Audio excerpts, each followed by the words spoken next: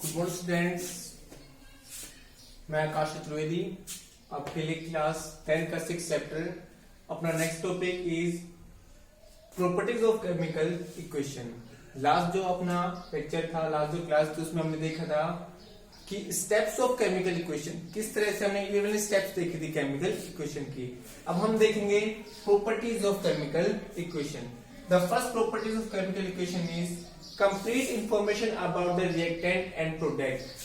Complete information about the reactant and product. It means number of molecules etc. इसमें क्या होता है, हम जो भी रिएक्शन लेते हैं, जो भी इक्वेशन लिखते हैं रिएक्शन की, उसमें हमें जो रिएक्टेंट है या प्रोडक्ट है उसके नंबर ऑफ मॉलिक्यूल्स के बारे में पता चलता है। फॉर एग्जाम्पल जैसे हमने देखा था C+O2 CO2, यहां हम देख रहे थे 1 कार्बन, यानी रिएक्टेंट में 1 कार्बन है और 2 क्या है, ऑक्सीजन है। तो नंबर ऑफ मॉलिक्यूल्स हमें क्या होता है केमिकल इक्वेशन में पता चलता है। Second, physical state of substance can be no. Physical state से होती है उसके बारे में पता चलता है। जैसे हमने देखा था सॉलिड के लिए हम क्या यूज कर रहे थे, स्मॉल एस। फॉर सॉलिड हम स्मॉल एस यूज कर रहे थे, लिक्विड के लिए स्मॉल एल यूज कर रहे थे और गैस के लिए जी यूज कर रहे थे। तो फिजिकल स्टेट जब इक्वेशन में लिखी होती है तो हमें इक्वेशन से फिजिकल स्टेट भी रिएक्टेंट और प्रोडक्ट की पता चलता है। Third is temperature pressure catalyst. हमें टेम्परेचर, जैसे हम एरो के ऊपर टेम्परेचर रिप्रेजेंट कर रहे थे, कैटलिस्ट जो यूज हो रहा था उसे रिप्रेजेंट कर रहे थे, एंड प्रेशर, कितने प्रेशर पर वो हो रहा था, उससे भी हमें क्या पता चलता है, इक्वेशन से पता चलता है कि for this equation how many temperature required, how many pressure required, and which catalyst is used in this equation. Fourth is reaction is exothermic or endothermic. If heat is released, अगर heat release होती है तो exothermic, जो हम किसके use कर रहे थे, प्लस साइन, और एंडोथर्मिक के लिए क्या साइन यूज कर रहे थे हम, माइनस साइन। तो प्लस माइनस से हमें क्या पता चल रहा था कि इक्वेशन या रिएक्शन जो है हमारी वो एंडोथर्मिक है या एक्सोथर्मिक। लास्ट क्लास में बताया था एंडोथर्मिक जिसमें ऊष्मा क्या होती है आपकी निकलती है, और एंडोथर्मिक जिसमें ऊष्मा क्या होती है, एनर्जी क्या होती है आपकी अब्सॉर्ब होती है, ग्रहण होती है। रिएक्शन इज रिवर्सेबल और नॉन रिवर्सेबल। रिएक्शन भी हमें पता चलता है रिवर्सेबल है या नॉन रिवर्सेबल। जैसे C+O2 ये कैसी रिएक्शन थी, नॉन रिवर्सेबल रिएक्शन थी। N2 + 3H2 2NH3, और ये कैसी रिएक्शन थी आपकी, रिवर्सेबल। रिवर्सेबल के लिए क्या कर रहे थे हम, ये एरो साइन यूज कर रहे थे। अगर किसी रिएक्शन में ये साइन यूज है इट मींस वो कैसी आपकी रिवर्सिबल है, और ये साइन यूज है तो कैसा है आपका नॉन रिवर्सिबल रिएक्शन है। तो ये हमारी properties of chemical equation. Now guys हम देखेंगे लिमिटेशंस क्या है। ये तो प्रॉपर्टीज है कि क्या क्या हमें पता चलता है केमिकल इक्वेशन से। अब हम देखेंगे कि लिमिटेशंस क्या है केमिकल इक्वेशन की।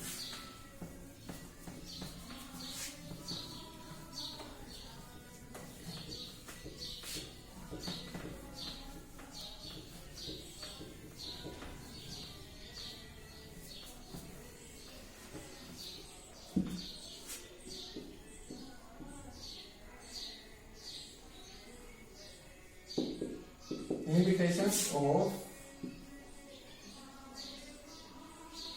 chemical equation. And the first limitation is, guys हम देखेंगे limitation. It does not give information regarding completeness.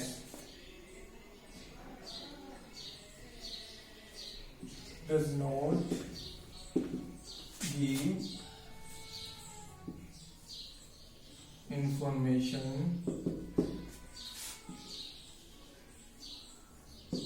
about the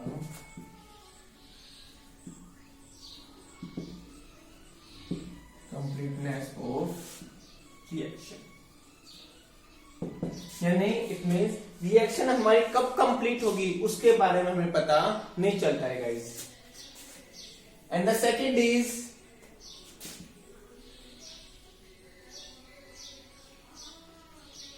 concentration of reactant and product cannot known by जो गाइस जो आपकी कंसंट्रेशन होती है, कंसंट्रेशन जो होती है हमें उसके बारे में हम पे पता नहीं चलता है। यानी कि आपका जो कंसंट्रेशन है, यानी आपने जो रिएक्टेंट लिया है वो कितना कंसंट्रेट है, ये डाइल्यूट है, कंसंट्रेट है, उसके बारे में पता नहीं चलता है।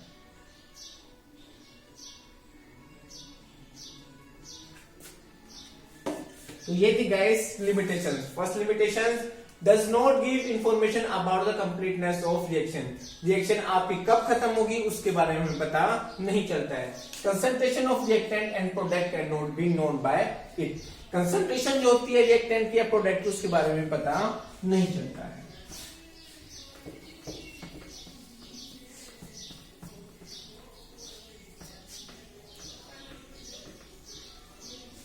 Now our new topic is chemical reaction.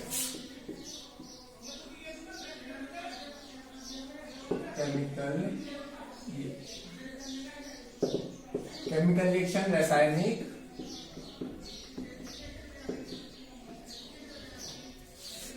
अभिक्रिया।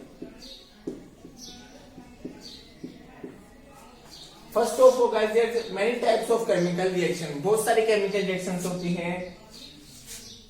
तो फर्स्ट ऑफ केमिकल रिएक्शन क्या होती है? केमिकल रिएक्शन क्या होती है guys? The change in any substance,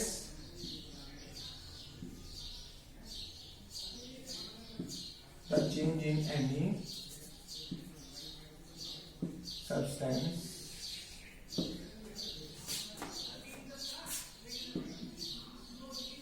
is called the chemical change.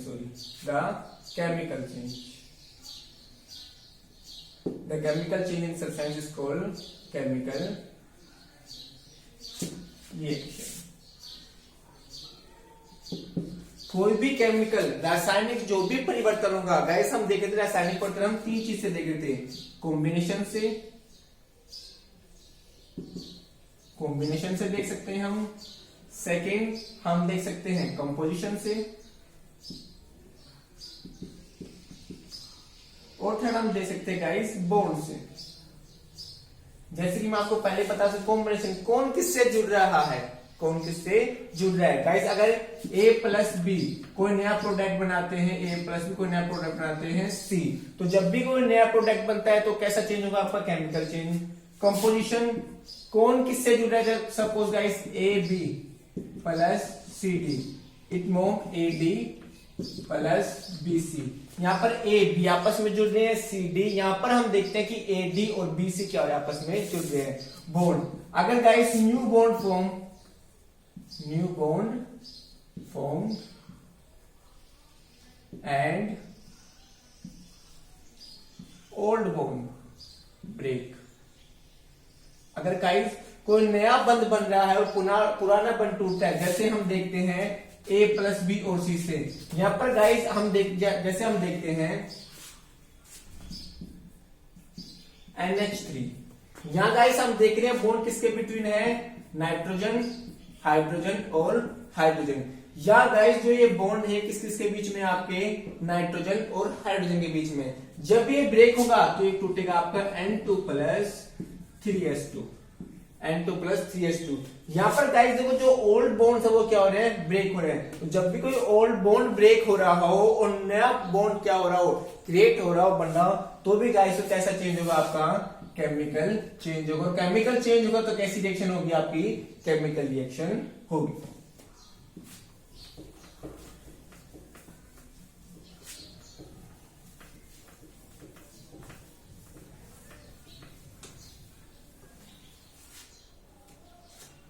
And now first chemical reaction is guys addition reaction.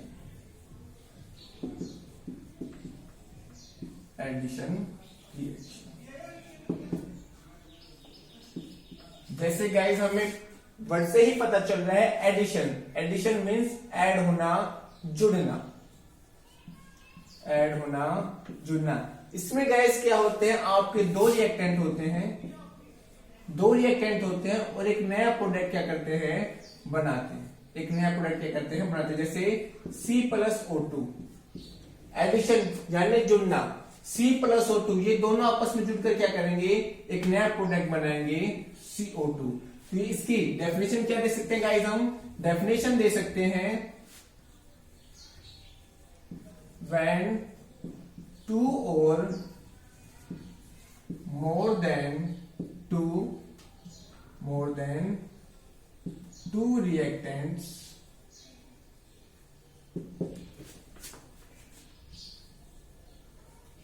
combine together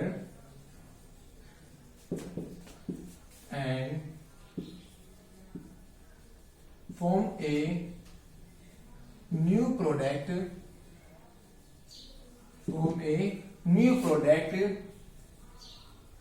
then reaction is known as addition reaction.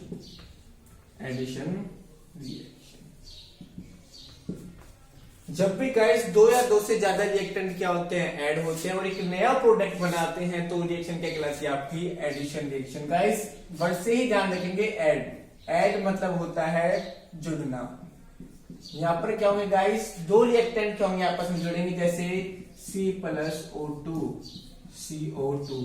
यहाँ पर दो reactant है guys, 1 और 2। जैसे steps में हम देखें, अगर गाइस पुराना हम रिवीजन करें, दो रिएक्टेंट है, दो रिएक्टेंट के बीच में क्या लगा सकते हैं? Plus sign. तो C+O2 कैसी रिएक्शन है गाइस? ये नॉन रिवर्सिबल रिएक्शन, बिकॉज एक ही साइड क्या है? एरो है। तो दो रिएक्टेंट्स क्या होते हैं? एक नया प्रोडक्ट बनाते हैं, तो ऐसी रिएक्शन को क्या कहते हैं? हम एडिशन रिएक्शन।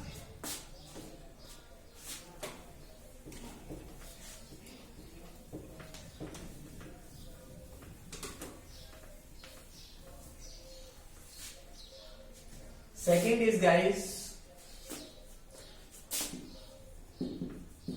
displacement reaction।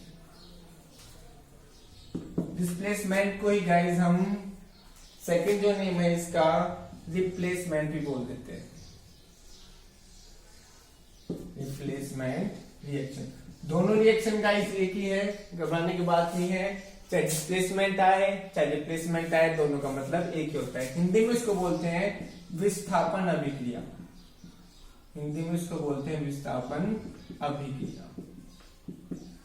जैसा गाइस मैंने बताया, हम रिएक्शन जो भी पढ़ेंगे सब नाम से ही देख लेंगे। गाइस यहाँ पर डिसप्लेस, डिस एंड प्लेस दो वर्ड्स हैं। डिसप्लेसमेंट, डिसप्लेसमेंट का मतलब हटा देना, यानी विस्थापन। यहां पर क्या होगा गाइस? आपके कोई ए बी क्या होंगे?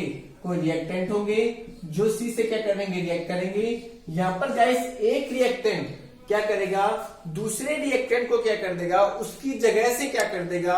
हटा देगा। उसकी जगह से उसको हटा देगा और खुद उसकी जगह क्या हो जाएगा? आ जाएगा। जैसे ए बी सी, यहां पर सी क्या करेगा गाइस? इनमें से किसी भी एक को क्या कर देगा? उसकी जगह से हटा देगा और खुद आ जाएगा। ऐसे ए सी प्लस बी। हम देख रहे हैं कि सी रिएक्टेंट ने क्या किया? बी को क्या कर दिया? इसकी जगह से हटा दिया और खुद क्या हो गया? इसकी जगह पर आ गया। ऐसी रिएक्शन को क्या कहते हैं हम गाइस? डिस्प्लेसमेंट रिएक्शन कहते हैं। For example CuSO4 plus Zn, ZnSO4 plus C। यहां पर गाइस हम देख रहे हैं CuSO4 किससे रिएक्ट कर रहा है? जिंक से। कॉपर सल्फेट किससे रिएक्ट कर रहा है? जिंक से। और जिंक सल्फेट बनाकर कॉपर अलग हो जाता है। यहां पर गाइस जिंक क्या कर रहा है? आपके कॉपर को क्या कर रहा है? उसकी जगह से क्या कर रहा है? डिस्प्लेस कर रहा है। उसकी जगह से क्या कर रहा है? उसको हटा रहा है। और गाइस पता कैसे चलेगा? क्वेश्चंस होते हैं कि हमें पता कैसे चलेगा कि कौन किसको हटाएगा। तो गाइस यहां पर इसकी डेफिनेशन हम क्या दे सकते हैं? डेफिनेशन से गाइस हम देख सकते हैं द रिएक्शन, जो भी डेफिनेशन है गाइस हम कुछ से भी डेफिनेशन बना सकते हैं, बनाना सीखे। यहां पर एक रिएक्टेंट दूसरे क्या कर रहा है? डिस्प्लेस कर रहा है। The reaction in which more reactive guys ध्यान रखना, मोर रिएक्टिव एलिमेंट कंपाउंड और एटम displace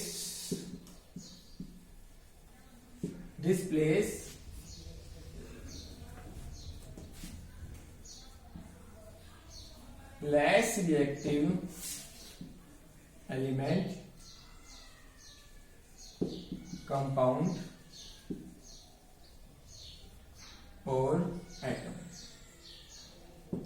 यहां पर गाइस हमें दो वर्ड याद रखने हैं, मोर reactive element displace less reactive element. यहां पर गाइस जब भी कोई किसी को हटाएगा तो जो मोर रिएक्टिव एलिमेंट है वो लेस रिएक्टिव एलिमेंट को क्या करेगा, डिस्प्लेस करेगा। हम देखेंगे गाइस अपने एक सीरीज भी है, मैं अभी आपको लिखकर बताऊंगा। यहां पर जो जिंक है गाइस, जिंक क्या है, कॉपर से क्या है, ज्यादा रिएक्टिव एलिमेंट है। इसका इट मींस जिंक क्या करता है, कॉपर से पहले क्या करता है, रिएक्ट करता है। तो ये क्या है, कॉपर क्या है गाइस, लेस रिएक्टिव एलिमेंट है कंपेयर टू जिंक। जिंक क्या है आपका, कॉपर से ज्यादा रिएक्टिव एलिमेंट है। तो यहाँ पर जिंक क्या करता है, मोर रिएक्टिव एलिमेंट है। यहाँ पर जिंक क्या है आपका, मोर रिएक्टिव एलिमेंट,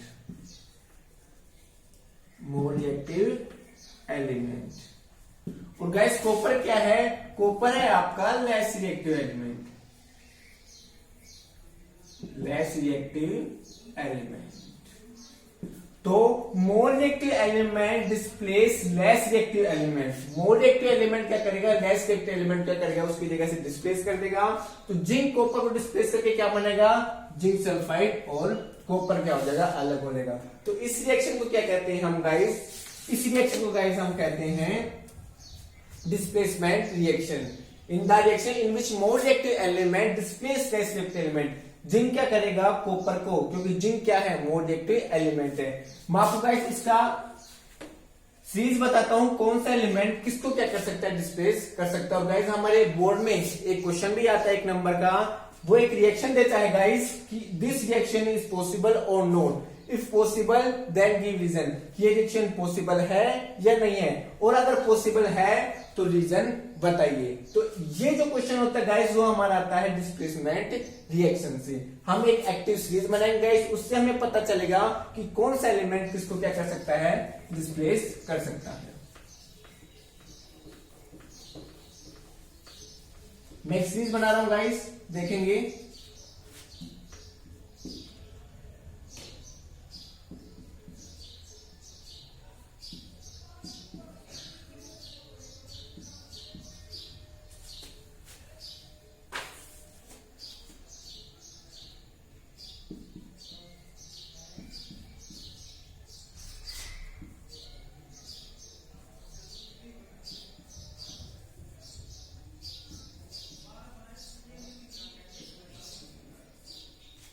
यहाँ पर गाइस सबसे ज्यादा रिएक्टिव एलिमेंट, मैं गाइस ऐसे लिख देता हूं, नीचे साइड आपको दिखेगा नहीं,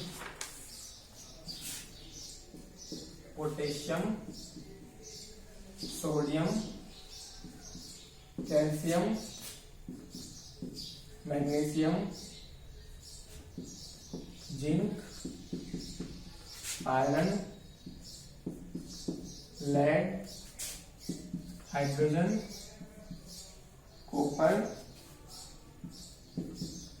mercury, gold and silver and gold. यहां पर गाइस ये एक आपकी क्या है, एक्टिव सीरीज है। सबसे ज्यादा एक्टिव क्या है आपका, पोटेशियम। पोटेशियम के बाद में sodium, calcium, magnesium, zinc, iron, lead, hydrogen, copper, mercury, silver and gold. यहां पर गाइस जो हाइड्रोजन जो होता है, हाइड्रोजन जो है यहां से हम देखते हैं गाइस, हाइड्रोजन के इस साइड वाले क्या है, मोर रिएक्टिव है, मोर रिएक्टिव एलिमेंट। और ये क्या है guys, less reactive element, less reactive element. हम देख सकते हैं गाइस, हमने अभी रिएक्शन देखी थी कि CuSO4 प्लस Zn, रिएक्शन थी हमारी ZnSO4 प्लस Cu। यहां पर गाइस जिंक क्या कर रहा था, कॉपर को डिस्प्लेस कर रहा था, यानी जिंक क्या था आपका, जिंक क्या है आपका गाइस, कॉपर से क्या है, ज्यादा रिएक्टिव एलिमेंट है। जिंक क्या है कॉपर से, क्योंकि जिंक हम देख सकते हैं एक्टिव सीरीज में जिंक आपका कॉपर से क्या है, ज्यादा रिएक्टिव एलिमेंट है, इसलिए इसको क्या कर देता है, ये उसकी जगह से डिस्प्लेस कर देता है। तो गाइस इस एक्टिव सीरीज को आप नोट कर लीजिए। आपका गाइस मरकरी सिल्वर को कर सकता है, सिल्वर गोल्ड को, कॉपर मरकरी को, हाइड्रोजन जो आपको न्यूट्रल होता है, हाइड्रोजन गाइस आपको बताता है कि इस साइड वाले लेस रिएक्टिव हैं और इस साइड वाले मोर रिएक्टिव है। आपका आयरन आपके लेड को कर सकता है, जिंक आपके आयरन को, मैग्नीशियम जिंक को, कैल्शियम मैग्नीशियम को, सोडियम कैल्शियम को और पोटेशियम सोडियम को। सबसे हाईली रिएक्टिव एलिमेंट गाइस हम देख रहे हैं क्या है, आपका पोटेशियम है। इसको गाइस के से क्या किया जाता है, रिप्रेजेंट किया जाता है। तो आप इसे नोट कर लेंगे। नेक्स्ट क्लास में हम बची हुई जो रिएक्शन है हमारी, डबल डिस्प्लेसमेंट है, रिएक्शन है, और भी जो रिएक्शन है उसके बारे में पढ़ेंगे।